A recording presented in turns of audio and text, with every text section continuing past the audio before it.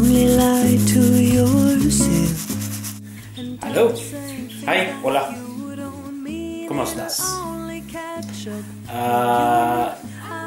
This little video is about some seed, glorious seed. As you can see here is my seed room, and she's in a bit of a clutter right now. So the season's been a bit quiet because it's winter, so there's not so many seeds. But you can see here, these are sort of all seeds that I've got collected, and most of them are dried, but this is normally how I dry them. Lots of different methods, and then I can store them in jars like this before they get transferred to another spot. But in the jars they're safe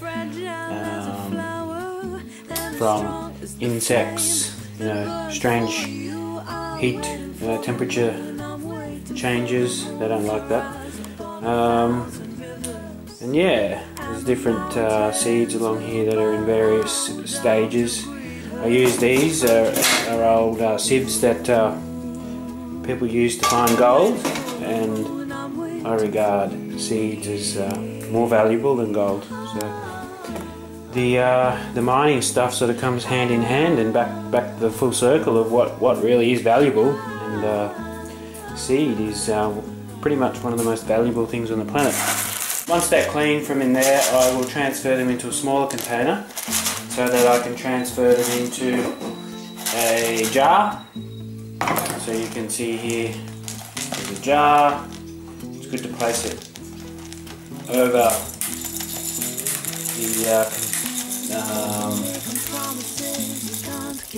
the mining tool. If you spill some, you haven't lost it. Then you just put them in here, label it, shut the lid really tight, and put it somewhere safe. And that way these seeds are safe and protected, and depending on the type of seed, depends and how you store it, how you've collected it, how it was grown, the day it was picked, all the cosmic elements.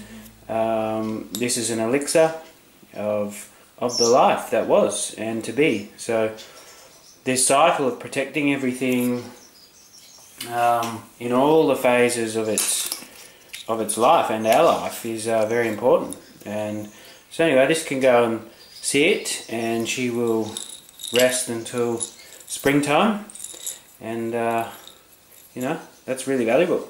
So keep going.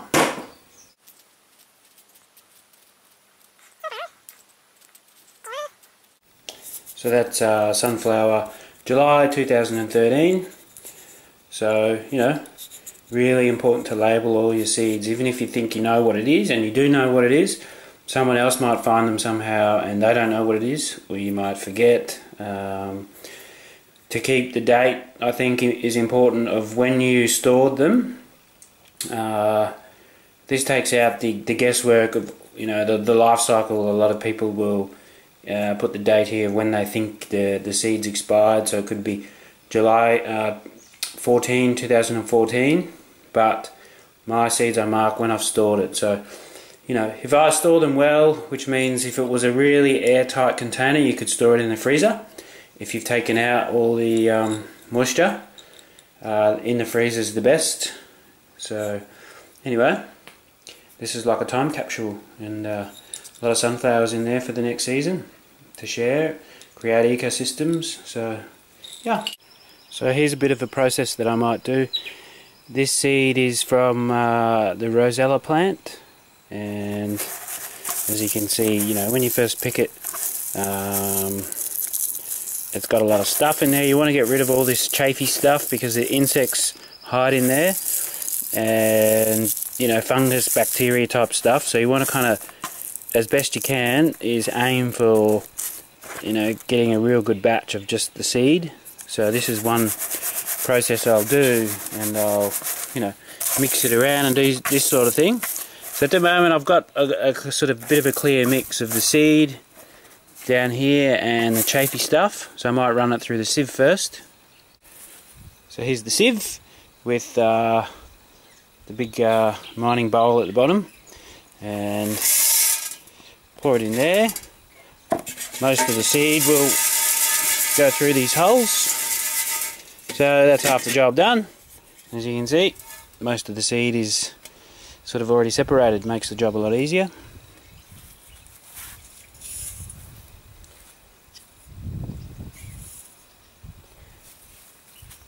And then the chaff, you know, the stuff from the flower, that can go into the garden, and there might be some seeds in there, and that's how this garden below has all developed, just from chucking excess, you know, excess seed. And so then I'll transfer it back to the other one, because I like this one because it's got the ribs. So I'll rub it up the ribs because it can take off the chaffy stuff, and then give it a bit of a mix and a blow.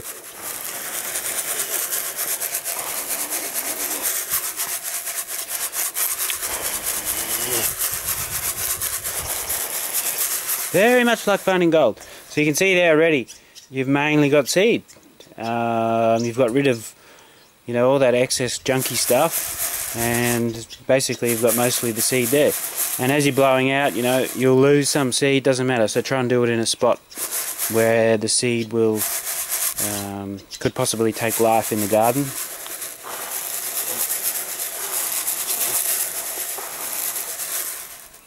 So again, what we can do here, there's a little bit of junky stuff that's smaller than the seed, so I can run that through a different sieve and see what happens. Okay, so here's the other sieve. You can see it's a tighter mesh, so we'll drop that seed in there, give it a shake around. Most of the junky stuff will be gone.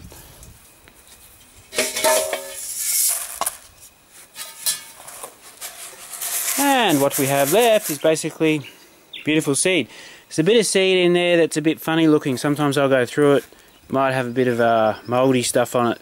I'll generally get those out. This seed was left a bit too long before I did this process. So, you know, you really got to be onto it from the whole process of planting a seed to growing the whole plant, and seed to seed. It's a big process, and you really have to be diligent and committed to be able to do this whole process. And this is a lost art that our ancestors had to do, and this was our survival and our heritage, our cultures. They had seed festivals and gatherings and swaps, and you can see why. It's all entwined. Our cultural heritage, our ancestors, our freedoms, our health, our families, it's all entwined with the seed. But sadly, most people these days have lost any connection with seeds and gardening.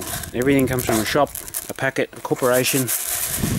You know, it's very disempowering to realise that, and to understand that, you know, if for whatever reason the corporations shut down because they're illegitimate, unlawful criminal gangs making money and destroying the environment, for one example of why they might get shut down, well, then a lot of people are going to get shut down as well, because, you know, they're dependent on the system. So another thing I'll do is just use these little Ziploc bags when you don't have too much seed to put in a bottle, and just same thing, mark on them what it is.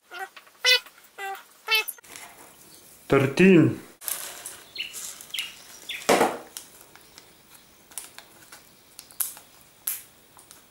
Voila, locked safe. Then I will put it in a jar labelled flowers, and so it's double sealed. It's in that little bag, and then in there, safe from rats and other little things that would want to eat them. So I'll normally fill these up with all sorts of different flowers. So flowers get planted on a day that is conducive to flowers, and that's a biodynamic principle that works with cosmic forces. There's certain times that are more conducive to flowers. Today is one of those. You can usually feel it, you know, that's the biodynamic calendar. You're learning about these things in a linear way. However, you can tune in and you know when the days are beautiful for flowers, for herbs, for leafy rooting, fruiting. There's all sort of different times, and as you can see what the day is like today. This is today. It is magnificent. You can just hear the birds and see the birds, the river. So what I do with seed, you know, it might not be the best seed. Generally, that's what I do with the seed. You know, I don't kind of throw it away, but this is an intermediary area where I mix them all together, and I call it my earth repair mix. Most of these seeds will germinate. Nothing really wrong with them. They're just, some of them are a bit funny shaped, you know, so potentially they're not the ideal seed for seed saving. So you want to choose the most ultimate seed you've got for seed saving. So these will simply be thrown over different areas that have been prepared, and there's a whole variety of things. The strongest, the healthiest, the fittest will you know, blossom and grow, and then different seeds will do different things. So that, for instance, is a pigeon pea, which is a small legume tree. Then you've got different beans that will grow up the legume tree, fennel, pumpkin, watermelon, sunflowers. So it's good to just chuck it out there, and they help each other grow, and they create ecosystems. Earth repair! And there they are. Voila!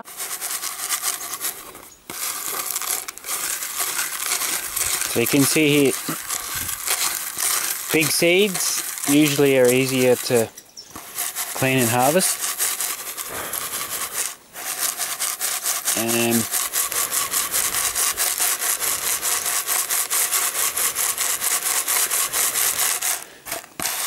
Smaller ones can be a bit harder. So different seeds have got different gradients of skill level, I guess. And this is a zucchini cocozelle. You can see they've got a real fine little fluffy protective layer around them. Comes off really easy.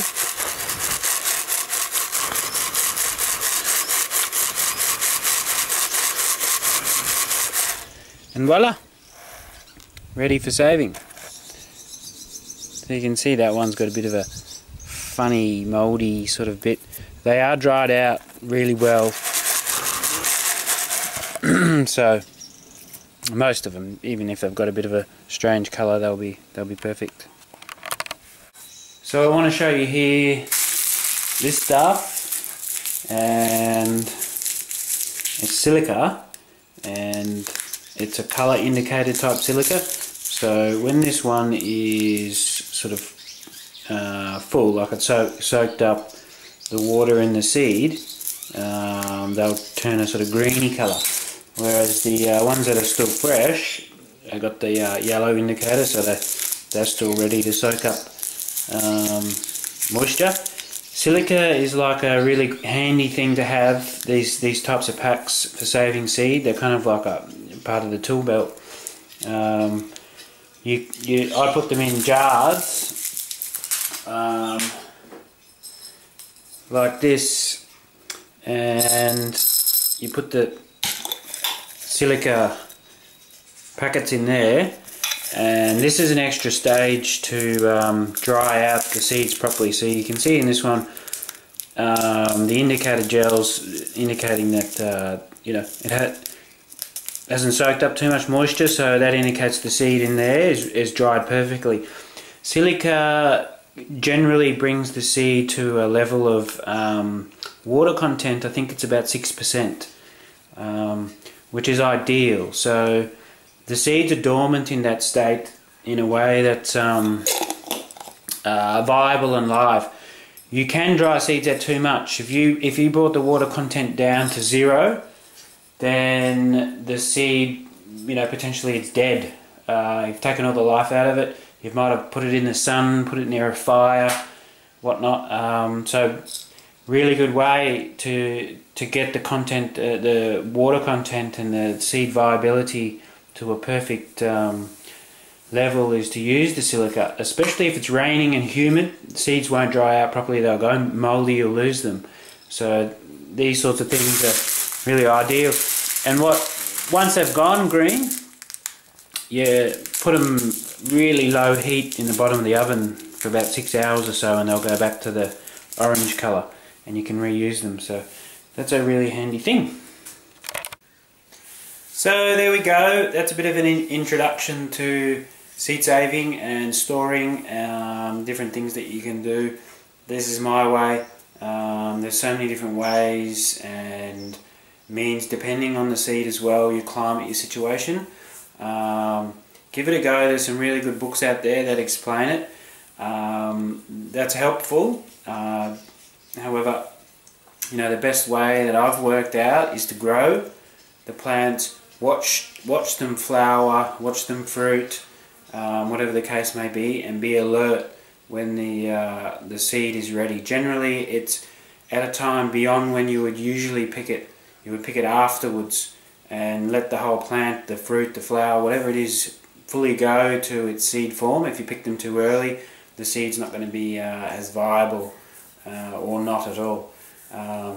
So yeah, I hope this sort of helps and it gives you a bit of an idea of the process, because we're really limiting ourselves to be dependent on corporations and companies that we buy our seed from or our produce from. So even if you can buy little packs of seeds off growers who grow organically, naturally, biodynamically, do not buy genetically modified food. Beware of the F1 hybrid seeds. Do not buy hybrid seeds. Choose heirloom seeds and seeds that generally will grow well in your climate. And if you can just buy one packet, then you can save that packet and you can get abundance out of it. And I'll show you an example. So I bought a small pack of sunflower seeds. This is how many I have now. So that's amazing, and this can create so much, and the bees love it. It's just an aesthetic, beautiful thing to grow, even just sunflowers. But you can see how much you can save if you're diligent and you're careful, and you really sort of get entwined with the seed, and the realization that seeds are like galaxies. We're a co-creator of these galaxies, and we're co-creating beautiful universes, and this is like a testing ground. If you can't look after a seed, if you can't help heal the planet with abundance and diversity, then you're not going to be very good out there as a star. So this is about being garden being mixed with the star being, and this is the essence. Sorry, I ran out of film. So I was saying about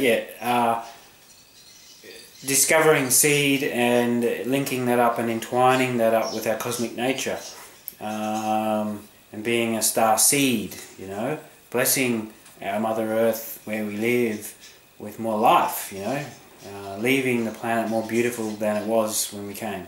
And that's not a very hard thing to do in these times. The percentage of seed and diversity we've lost in the last 100 years in this industrial age, and monocultures and corporations, it's phenomenal. I don't know what it is. I'm randomly guessing 80 to 90% of our food seed has gone. Cultures used to have 100 different types of rice, and now they've got 3 or 1. Go to the shop and buy an apple. What are you going to choose between 2 or 3 types?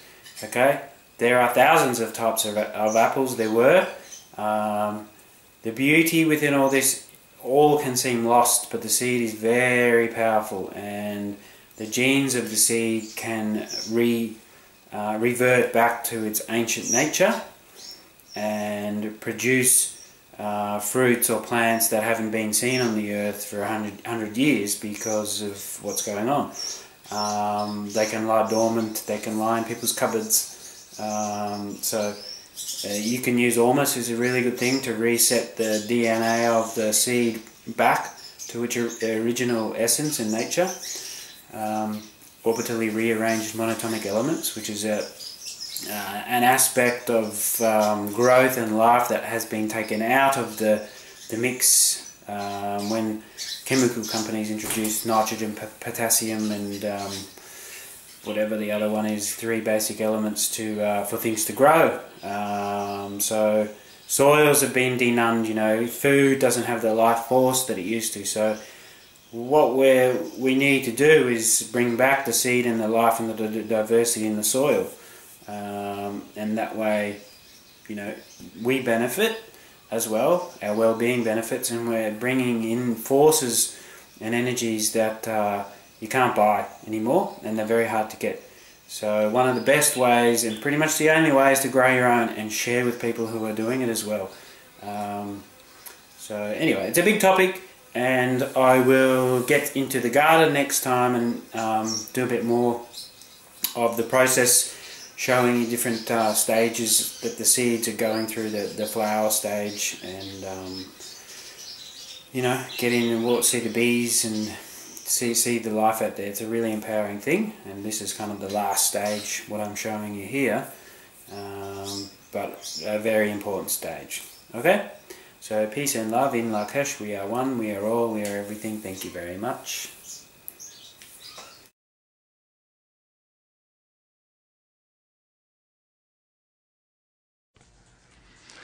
Another seed.